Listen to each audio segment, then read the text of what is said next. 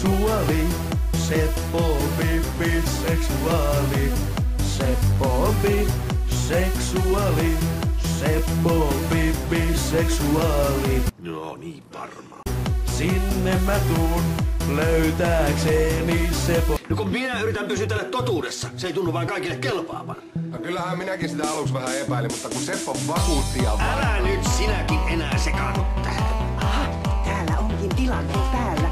Miten sä Seppo kommentoisit Marin väitteitä sun tylyydestä? Hei, mitä tää nyt on? Mä en mitään kommentoi. Niin, mutta kun Marin mielestä sä olet käyttänyt häntä hyväksesi, niin mitä sä siihen sanoisit? Mä en sano mitään. Eiköhän tää asia nyt tullut ihan selväksi. Oli no comments. Ja nyt olkaa hyvä ja poistukaa täältä. Ja kukas sinä sitten olet? Ei kuulu teille. Mulla olisi vaan kommentoitavaa. Ei. Onkohan se nyt ihan viisasta? Ja sä oot? Kari Taalas. Mä oon Seppo poika. Aikamoinen peto itekin. Mahtavaa. Taitaa olla toi erotiikka teillä vähän niin kuin suppika. Miten sä kommentoisit isäs öistä seikkailua? No, mä kommentoisin sitä sillä, että sulla ja tuolla kamerapäivillä on tasan 5 sekuntia aikaa häipyä täältä. Tää alkaa lätistä. Menikö jakelu?